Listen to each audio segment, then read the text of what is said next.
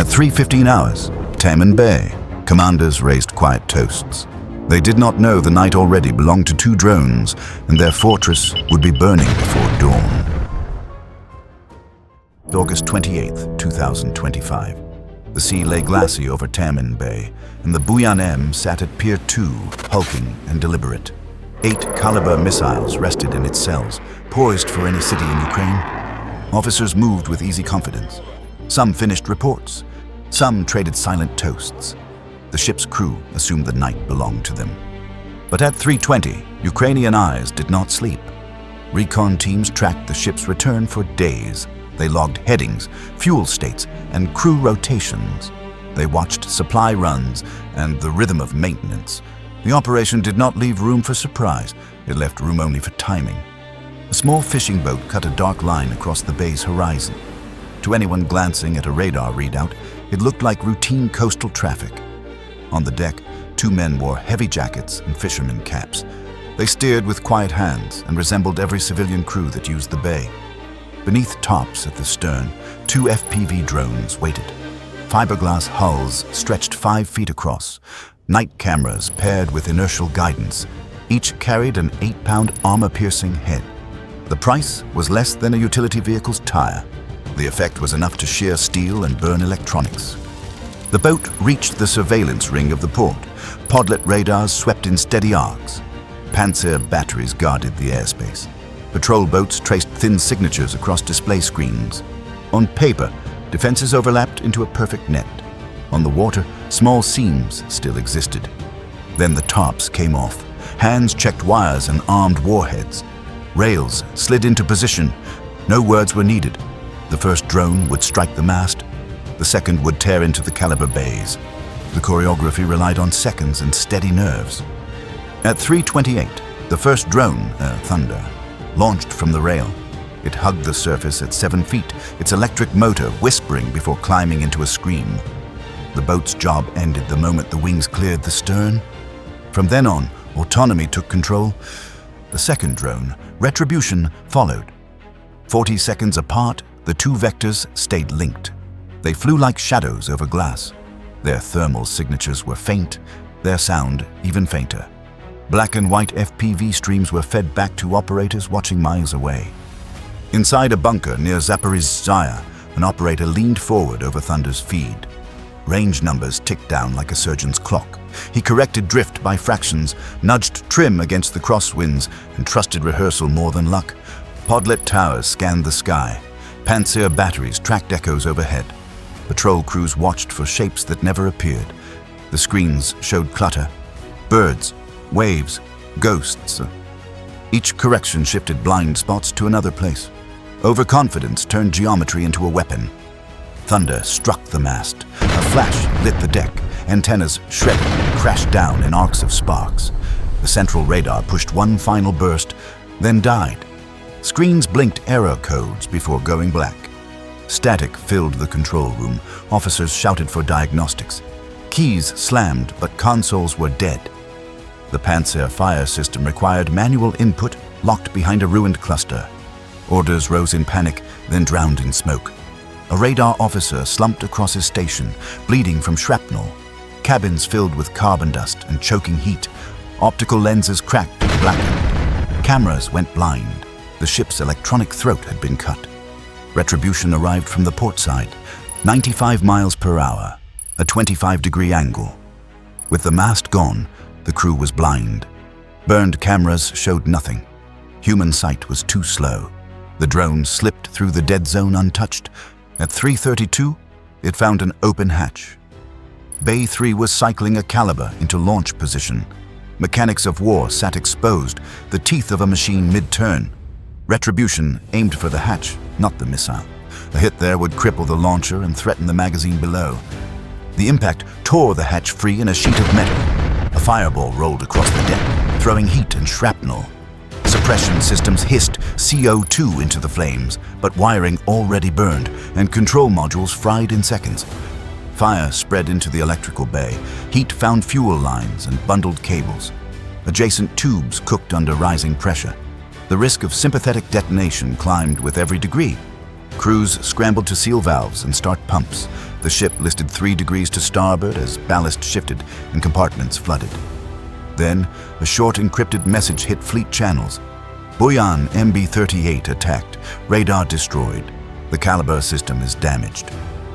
Request support. The words fell into command centers like stones into quiet ponds. Analysts replayed the drone feeds. What sensors missed, the sequences confirmed. Tugs and escorts pushed toward the damaged ship. Sailors fought flames on slick decks. Medics worked on shrapnel wounds and smoke inhalation. The ship stayed afloat but lost combat capability in under 7 minutes. Satellite relays and open-source trackers carried the evidence. Ukraine's defense intelligence released drone POV clips. One frame showed the white flash on the mast. The second showed the breach of the launch bay. Analysts checked metadata. Independent outlets verified it. The psychology of the bay shifted. Untouchable was no longer a word officers used. Staff reviewed rosters, scanned vulnerabilities, and listed exposed systems. Repairs would take weeks. Recovery could take months. The strike fit a pattern. In late 2024, an improvised UAV disabled a patrol boat off Crimea. In mid-2025, drones sank a landing ship. Each attack sharpened the next. Timing refined. Flight paths optimized. Detonation points perfected. The method matured from improvisation to doctrine. At 3:55, commanders in Sevastopol ordered drills. Pantsir crews practiced manual activations. Radar operators rehearsed scanning patterns to cut blind zones. Crews tested reboot procedures for fire control under stress, but hardware replaced slowly and doctrine adapted only as fast as training allowed. The night stood as proof of concept for Ukraine. 2 low-cost drones had degraded a high-value warship. The cost ratio stunned both sides. Small units now shape strategic choices in littoral waters. Heavy steel no longer guarantees safety at sea. Residents on the bay's rim woke to concussions. Windows shook. Dogs barked. People stepped outside and saw smoke rising with the dawn. War's rhythm reached into places once reserved for routine. Moscow's denials clashed with verified imagery. State channels spoke of accidents or sabotage, but footage told another story. Analysts compared clips across sources and confirmed authenticity. Kremlin language shifted while commanders drafted repair orders. At 4:30, the Buyan-M limped toward Sevastopol under tow. Scorched deck plates glowed dull under floodlights. Antennas stood like broken teeth. Engineers disassembled memory modules for secure labs. The ship would dock, but operations would miss cycles. Convoys required tighter escorts. Ports demanded layered counter-drone defenses. Launch cells gained coverage. Decoy buoys spread across anchorages. Systems once centralized were ordered redundant. Ukrainian analysts logged lessons. They called for more low-signature craft, tighter timing windows, and deeper emphasis on sensor deception. Doctrine matured into a formula. Low cost, high consequence, precise timing. Insurance rates shifted in real time. Contractors pitched counter-drone nets and AI detection suites. Defense labs proposed hardened housings and redundant processors. Procurement sped up beyond peacetime norms. Sailors carried the memory into routine. Watches ran tighter. Lookouts doubled. The bay sounded different now. More engines, more scanners, more voices. Confidence gave way to vigilance. Historians would later place this strike in a long line of small unit challenges to big ships. Torpedo boats once forced a change. Now, FPV drones rewrote littoral warfare. The constants were speed, precision, and cost. A pair of guided flyers achieved what squadrons once required. Taman Bay's calm had been shattered in minutes. A floating fortress had turned into a case study. The war on the water continued, but one truth now stood clear. The seconds between detection and destruction mattered more than ever. Smoke curled over the bay as the Buyan-M listed at tow speed. Damaged crews fought pumps, but the fire had already left scars that no patch could hide. Steel had warped. Black streaks marked where flames had licked the hull. The air smelled of burnt plastic and seawater. Commanders met in Sevastopol.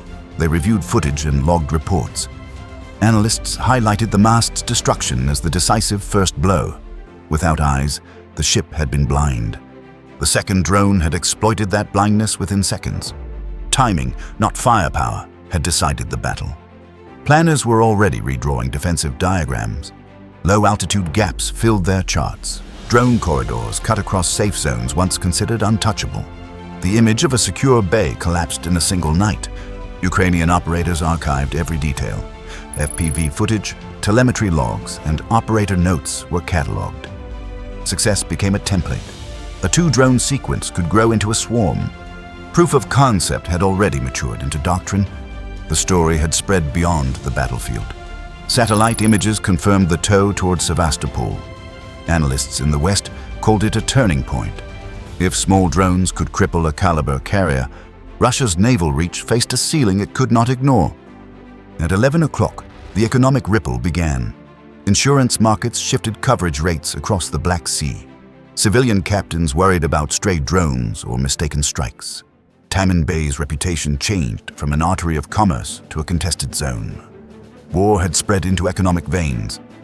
By midday, dock workers gave their accounts.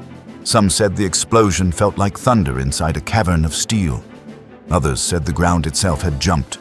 Few saw the drones, but all saw the fireball. Even witnesses within sight lines admitted they had no warning. Engineers traced the damage. Burned conduits, melted housings, ruptured pipes. Every system fed another, and every failure cascaded. Repairs would take months. The Buyan-M would not return to full strength before the year's end. Moscow leaned on denial. State channels framed the blast as sabotage or a malfunction, but the video told a different story.